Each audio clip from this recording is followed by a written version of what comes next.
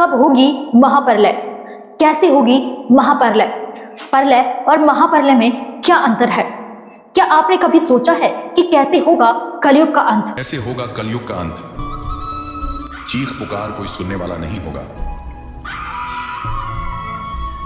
कलयुग के अलावा उन 14 युगों के बारे में जानेंगे जो इस ब्रह्मांड यानी कि जिस ब्रह्मांड में हम सभी जीव आत्मा रहते हैं, इस ब्रह्मांड में नहीं बल्कि अन्य किसी और ब्रह्मांड में होते हैं। नमस्कार दर्शकों, स्वागत है आपका हमारे इस YouTube चैनल में। दर्शकों, आज की इस वीडियो में हम बात करेंगे महाप्रलय के बारे में। क्या आप जानते हैं कि कब होगी महाप्रलय? कैसे होगी महाप्रलय?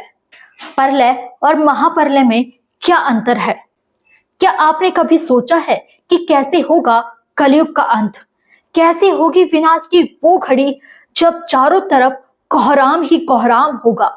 और इसके साथ ही आज की इस वीडियो में हम इस पृथ्वी लोक पर होने वाले 4 युग, सतयुग, त्रेता युग, द्वापर युग और कलयुग के अलावा उन 4 युगों के बारे में जानेंगे जो इस ब्रह्मांड यानी कि जिस ब्रह्मांड में हम सभी जीव आत्मा रहते हैं, इस ब्रह्मांड में नहीं बल्कि अन्य किसी और ब्रह्मांड में होते हैं।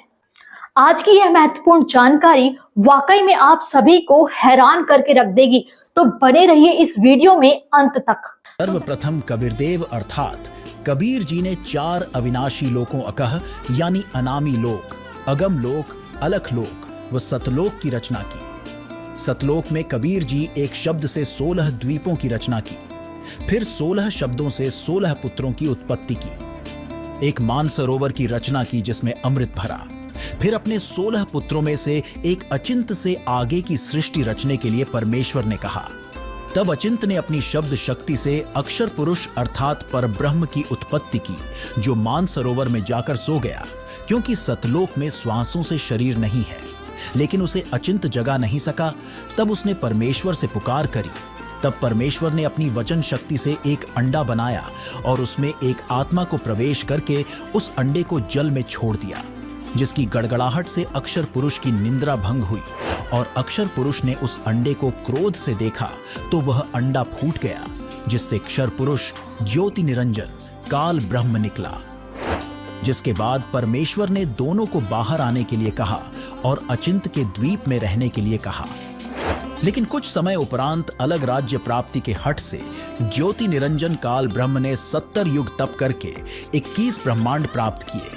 फिर दोबारा 70 युग तप करके ज्योति निरंजन काल ने सृष्टि रचना की सामग्री प्राप्त की। और इसके बाद उसने 64 युग तप फिर किया, और जिसके तप को देखकर काल के 21 ब्रह्मांडों में फंसी दुर्गा समेत सभी आत्माएं इसके साथ आ गईं। वही पूर्व में काल के सभी 21 ब्रह्मांड सतलोक में ही थे, लेकिन भयंकर गलती के कारण काल को माया दुर्गा तथा 21 ब्रह्मांडों सहित परमेश्वर ने सतलोक से निष्कासित कर दिया गया। और उस गलती के कारण इसे प्रतिदिन 1 लाख मानव शरीरधारी प्राणियों के शरीर से निकलने वाली गंध को खाने और प्रतिदिन 1.25 लाख की उत्पत्ति करने का श्राप लगा, जिसके लिए इसने अपने 21 ब्रह्मांडों में जीवों को उलझाए रखने के लिए कुछ व्यवस्थाएं कर रखी, जिससे कोई जीव जाल से ना निकाल सके।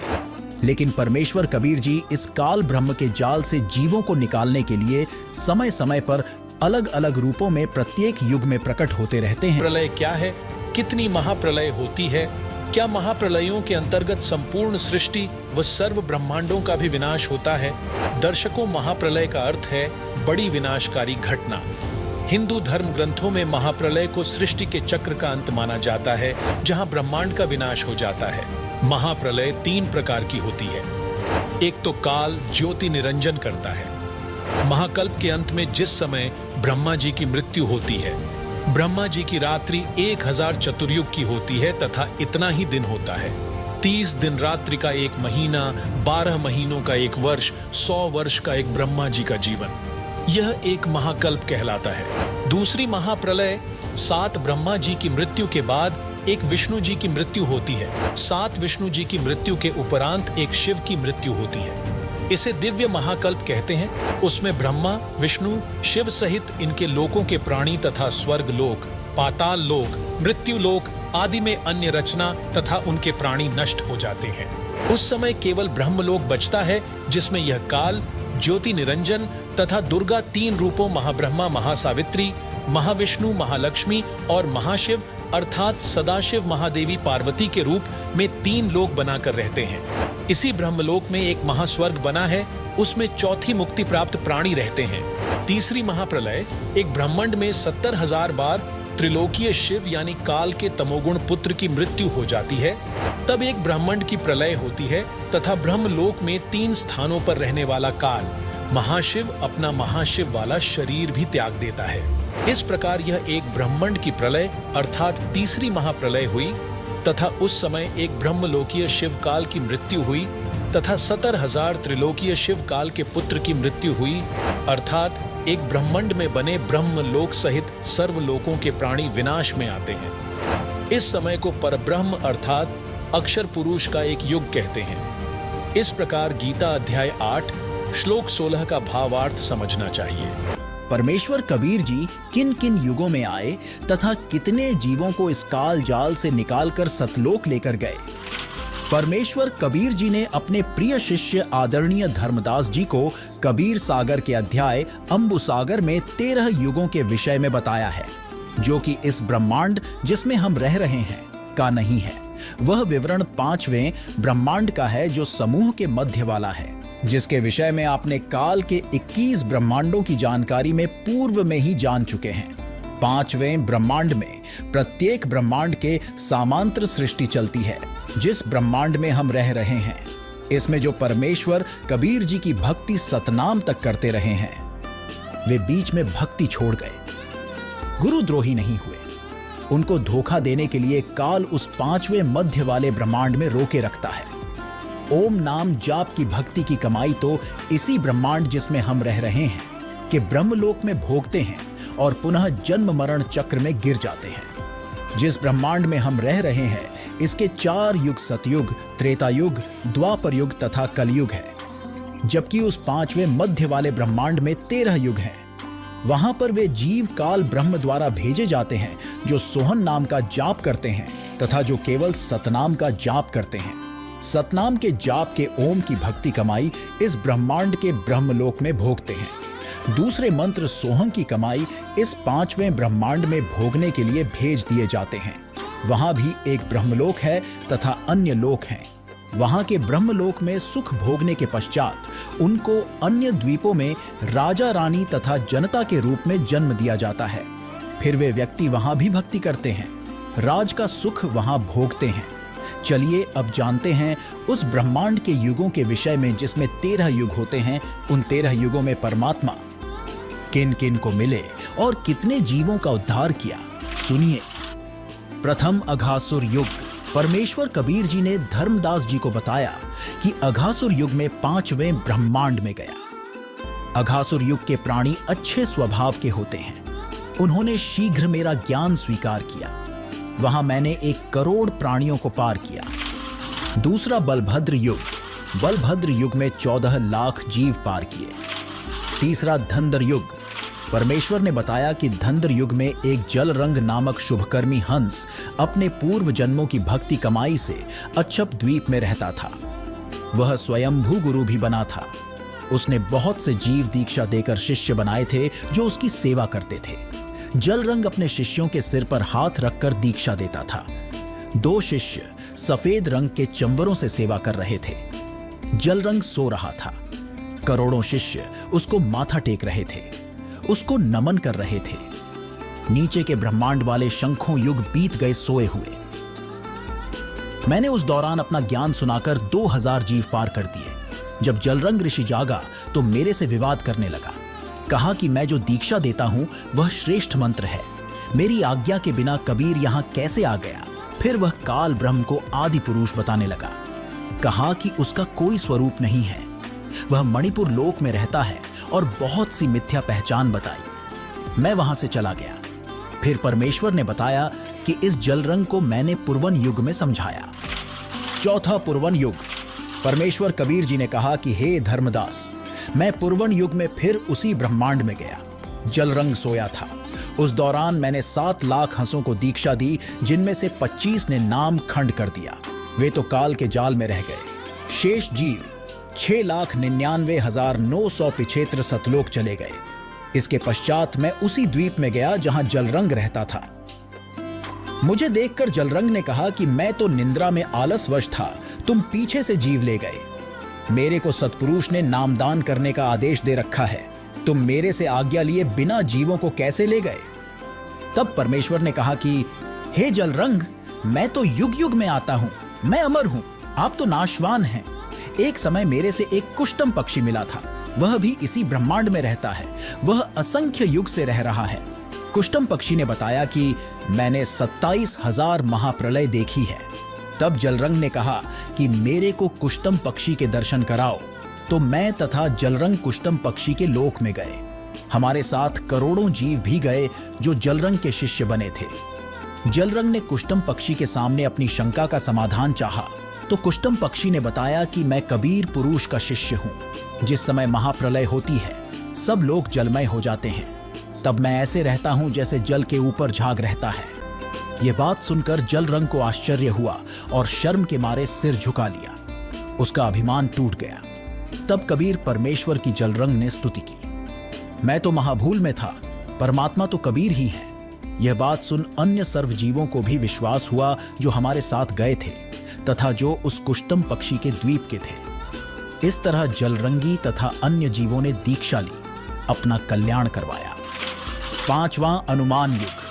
कबीर सागर के अध्याय अंबु सागर के पृष्ठ 15 पर कबीर परमेश्वर जी ने धर्मदास जी को बताया है कि तुझे काल के छल को बताता हूं। अनुमान युग में दुर्गा देवी अपनी पुत्रियों के साथ गुप्त द्वीप में रहती थी। काल ने अपने पुत्र ब्रह्मा को 4 वेद दिए। उनको पढ़कर ब्रह्मा ने अपने अनुभव से पुराण ज्ञान अपने वंशजों ऋषियों को सुनाया। उन्होंने एक पुराण ज्ञान में अपना अपना अनुभव मिलाकर 18 भाग बना दिए और सबने ज्ञान का अज्ञान बनाकर जनता में फैला दिया।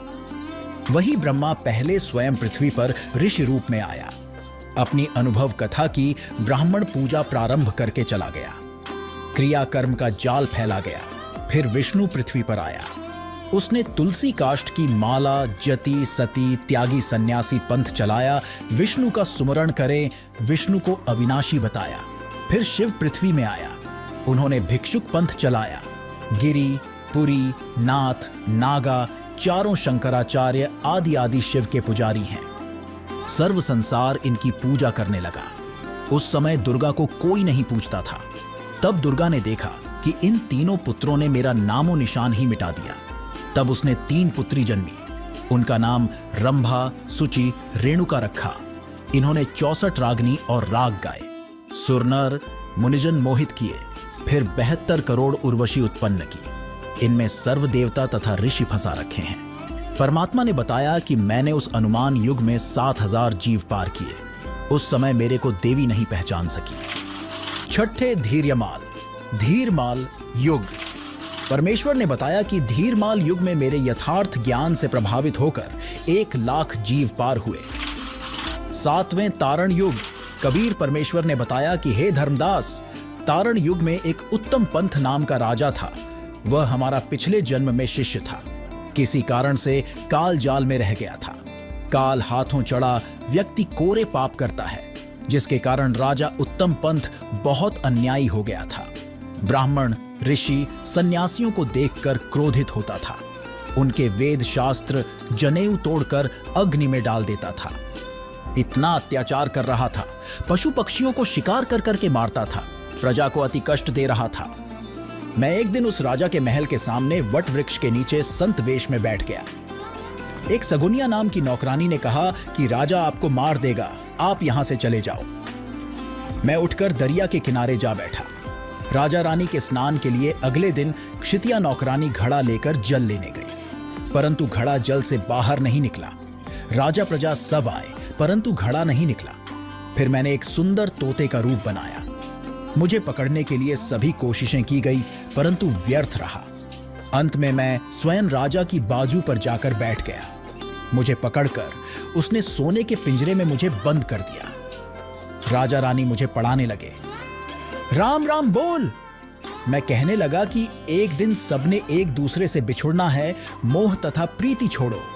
एक दिन मरना है, यह ध्यान करो। राजा रानी कहने लगे कि यह तोता कुबोल बोलता है। एक दिन राजा शिकार करने गया। महल में आग लग गई, सब कुछ जल गया। देखा तोते का पिंजरा और तोता सुरक्षित है। राजा रानी को मेरे जीवित मिलने की खुशी हुई। राजा तथा रानी के इस व्यवहार से मैं प्रसन्न हुआ और उनको बताया कि मैं वट वृक्ष के नीचे बैठा था। सगुनिया आपको बताने आई।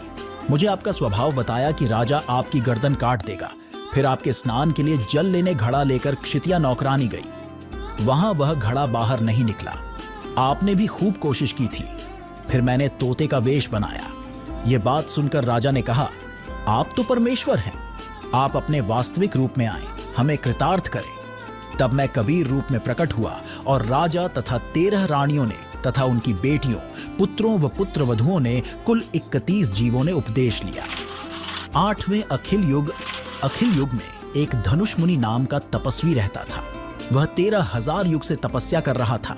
नीचे सिर यानी सिरासन करके 5 अग्नि यानी धूने लगाकर तपस्या कर रहा था। अपने प्राण पुरुष यानी जीव को सिर के ऊपर के भाग में चढ़ाए हुए था। आंखें तथा शरीर दुर्बल हो चुके थे। धनुष मुनि को समझाया कि तप से राजा बनता है, फिर नरक में गिरता है। 9वें विश्व युग में परमेश्वर वेश बदलकर सट्टहार यानी संदेशवाहक के रूप में गए। देवी ने पूछा कि हे सट्टहार, आप कौन देश से आए हो, तुमको किसने भेजा है? सट्टहार रूप में परमेश्वर कहा कि मैं सतलोक से आया हूं, सतपुरुष ने भेजा हूं। तुम और निरंजन ने परमेश्वर के अंश जीव को बहुत सताया है, उनको पाप करने के लिए बाध्य किया, उनमें अज्ञान फैलाया है। तुम परमेश्वर के चोर हो। परमेश्वर जी के ये सत्य वचन सुनकर देवी को लाज आई और मुझे सिंहासन पर बैठाया और कहा कि आप अपना ज्ञान तथा नाम देकर जीव ले जा सकते हैं। परमेश्वर कबीर जी ने बताया कि हे धर्मदास, विश्व युग में मनुष्य की आयु 1000 युग होती थी। यह युग 20 लाख वर्ष की अवधि का था। मनुष्यों की ऊंचाई 68 हाथ यानी सैकड़ों फुट थी। जो व्यक्ति 7 नाम का प्रथम मंत्र प्राप्त करता था तथा सत्य नाम तथा सार नाम में निश्चय रखता था, वही परमेश्वर के दर्शन करने का अधिकारी होता था। 10वें अक्षय तरुण युग। परमेश्वर कबीर जी ने बताया कि हे धर्मदास, इस युग में उसी ब्रह्मांड में काल का कूर्म था। उसको समझाया, उसने दीक्षा ली। वहां पर एक नरक है, उसमें 84 कुंड बने हैं। प्रत्येक कुंड पर यमदूतों का पहरा है। उनके 14 यम मुखिया हैं। वहां 28 लाख नकली गुरु तथा उनके शिष्य व अन्य जीव भी नरक भोग रहे थे, जिन्हें यमदूत पीड़ा दे रहे थे। जब तक मैं वहां पर रहा, तब तक सब जीवों को नरक की पीड़ा नहीं हुई। मेरे जाने के पश्चात फिर से वही यातनाएं उनको प्रारंभ हो गई। इस युग में मैंने 5 लाख जीवों को मोक्ष प्राप्त करवाया। 11वें नंदी युग। परमेश्वर कबीर जी ने बताया कि हे धर्मदास, नंदी युग में एक गुप्त मुनि था जो आंखें बंद किए ध्यान लगाए बैठा था। करोड़ वर्ष साधना करते बीत चुके थे। मैं उनके पास बैठ गया। जब ऋषि ने आंखें खोली तो उसने कहा कि आप कौन हैं? मैंने आज तक ऐसी शोभा वाला व्यक्ति नहीं देखा। तब मैंने उत्तर दिया कि मैं सतलोक से आया हूं। सतलोक की व्यवस्था बताई तो गुप्त मुनि ने लोक देखने की प्रबल इच्छा व्यक्त की। तब उसे प्रथम नाम दीक्षा देकर सतलोक दिखाया और सतनाम व सारनाम देकर उसे पार किया। 12वें हिंडोल युग। परमेश्वर कबीर जी ने बताया कि धर्मदास, मैं हिंडोल युग के मध्य में गया। मैं घर घर में ज्ञान सुनाता हुआ विचरण करता था। कोई भी जीव मेरे से बातें नहीं करता था। मैं उनको अमृत ज्ञान सुनाता था। वे मेरे से झगड़ा करते थे। धीरे धीरे उनको समझाया, लाभ लोभ देकर शरण में लिया। 7 लाख जीवों ने दीक्षा ली, उनको सतलोक भेजा। 13वें कंकवत युग। परमेश्वर कबीर जी ने बताया कि हे धर्मदास, जब काल निरंजन को पता चला कि कोई सतलोक से कड़िहार यानी जीव मुक्त करने वाला सतपुरुष का भेजा अंश आता है, उसने अनेकों जीवों को काल जाल से छुड़ा लिया है। कंकवत युग में काल ब्रह्म स्वयं एक गुप्त मुनि का रूप बनाकर बैठा तपस्या कर रहा था। करोड़ों जीवों को नाम देकर मूर्ख बनाए उनका गुरु बनकर मध्य वाले ब्रह्मांड के पाताल लोक में बैठा था। मैंने उसको समझाया कि तुम काल हो, तूने परमेश्वर के जीवों को सता रखा है, पाप का भागी हो रहा है। मैंने ही सर्व रचना की है, मैंने ही सतलोक में अंडे से तेरी उत्पत्ति की थी। तूने तो मुझे पहचाना नहीं। यह बात सुनकर काल मेरे साथ युद्ध करने लगा। उसको मैंने शब्द शक्ति से घायल किया। वह उठकर भागा और अपने 21वें ब्रह्मांड में जाकर छिप गया। उसके पश्चात उस मध्य के ब्रह्मांड में बने 3 लोकों में प्रलय हो गई। इस कंकवत युग की अवधि 35 लाख वर्ष होती है। मनुष्य की आयु 1 लाख वर्ष होती है। मनुष्य के शरीर की ऊंचाई 80 हाथ यानी सैकड़ों फुट होती है। इस तरह परमेश्वर कबीर जी ने मध्य वाले ब्रह्मांड के 13 युगों में अनेकों जीवों को पार किया। सवाल नंबर 4, जिस ब्रह्मांड में हम रहते हैं उसमें कितने युग होते हैं? इन युगों की कितनी अवधि होती है? इन युगों में मनुष्य की कितनी आयु होती है तथा परमात्मा इन युगों में किन रूपों में आए थे? अब जानिए जिस ब्रह्मांड में हम रहते हैं वहां होने चारों युगों का विस्तृत विवरण। पहला सतयुग, इस युग की अवधि 17,28,000 वर्ष है, जिसमें मनुष्य की आयु प्रारंभ में 10 लाख वर्ष होती है, अंत में 1 लाख वर्ष होती है। तो वहीं मनुष्य की ऊंचाई 21 हाथ यानी लगभग 100 से 150 फुट होती है।